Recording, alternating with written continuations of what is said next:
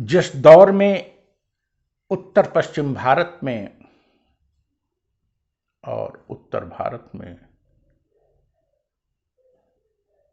या कहें विंध्य पर्वत के ऊपर के क्षेत्रों में वैदिक संस्कृत पुष्पित पल्लवित हो रही थी, मगध का वर्चस्व कायम हो रहा था और अंततोगत्वा मौर्य साम्राज्य जैसे एक विस्तृत साम्राज्य की स्थापना हो गई थी। स्थानीय लोगों के लिए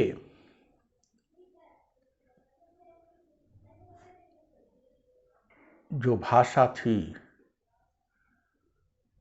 उसके पाली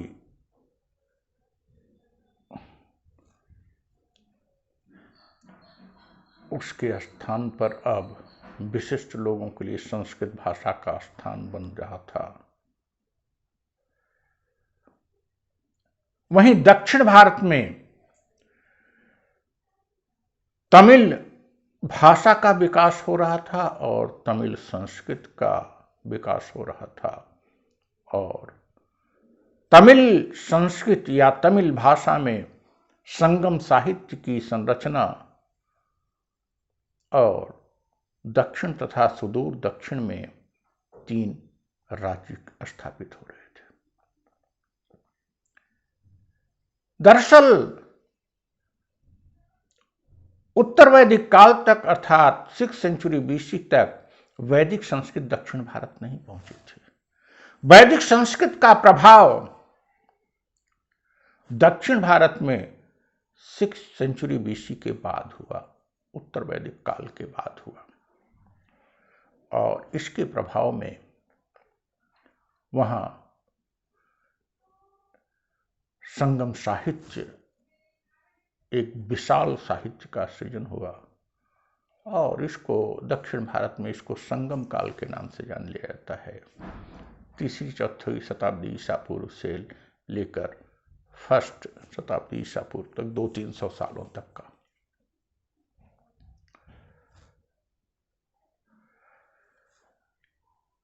In before Christ centuries,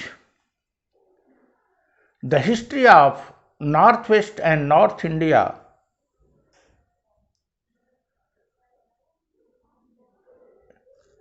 seems very dissimilar to that of history of Southern India. After later Vedic period, the effect of Vedic literature deeply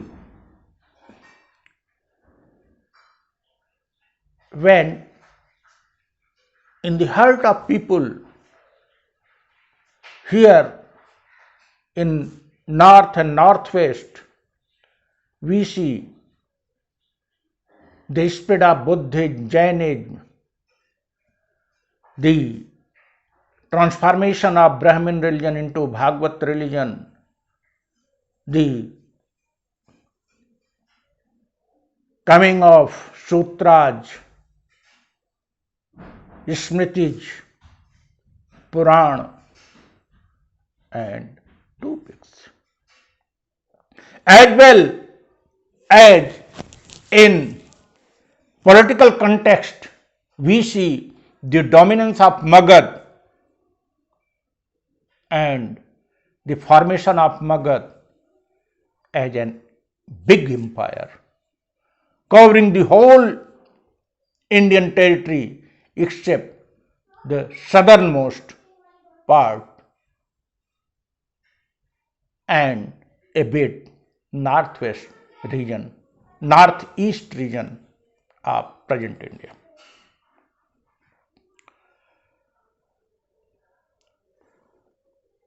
During this period, that is after 6th century BC and up to commencement of Christian era, we see the development of Tamil literature Tamil language and emergence of many states, especially three kingdoms in south. These three kingdoms were Pandya, Chol and Cher. इस दौरान दक्षिण भारत में पांड्य, चोल और chair राज्यों की स्थापना हुई। इनमें अनेक महत्वपूर्ण राजा हुए जिन्होंने श्रीलंका तक विजय की। श्रीलंका ही नहीं,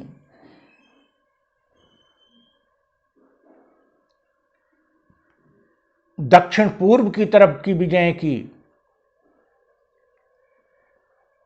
इन राजाओं की विशिष्टता, इन राजाओं की प्रभुता का बखान संगम साहित्य में बखूबी मिलता है।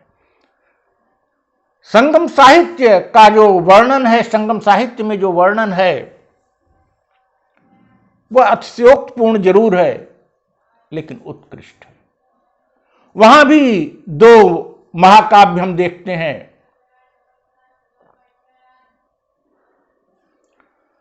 वहां भी तमिल भाषा में बड़ी बड़ी रचनाएं हम देखते हैं।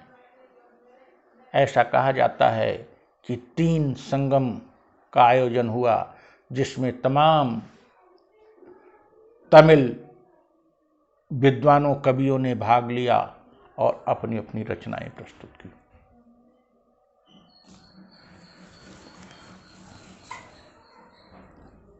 मौर्य साम्राज्य चूंकि बहुत लंबा नहीं चल सका, 100 साल बाद ही लगभग इसका विघटन होने लगा।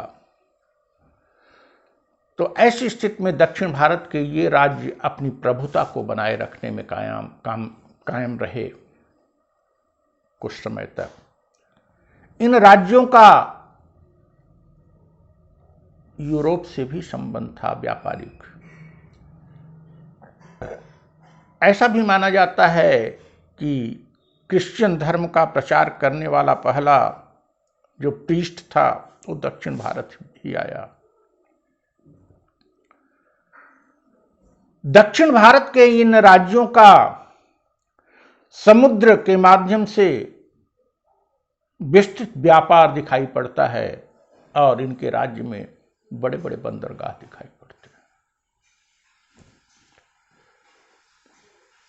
माना जा सकता है संस्कृत साहित्य और तमिल साहित्य का विकास लगभग समानांतर हुआ और दोनों पर एक दूसरे की छाप भी देखी जाती है।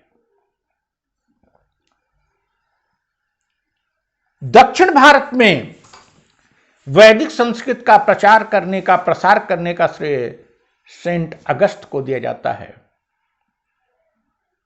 और माना जाता है कि उन्होंने ही दक्षिण भारत में इस संस्कृत का प्रसार किया और संगम साहित्य में भी उनका उल्लेख बड़े ही सम्मान और ही बड़े ही डोमिनेटिंग रूप में मिलता है। इस प्रकार से अगर हम ईस्वी सन के शुरू होने के पहले की बात करें तो in north we see the formation of then Mahajanapada and then a big empire, Magad. And in southernmost part, we see the formation of 3 main states, Chol, Cher and Pandya. And these dynasties ruled approximately 300-400 years, and during their regime Tamil literature came there. Thus, as far as literature is concerned, in ancient time we see the appearance and writing of Vedic literature, Sutra, Smriti, Puran and epics, as well as many books which cannot be categorized under religious books. In South, we see the Sangam literature. Thus, India witnessed a big literary progress in its territory in Sanskrit and Tamil, and in the form of mainly religious literature, religious books. Thank you.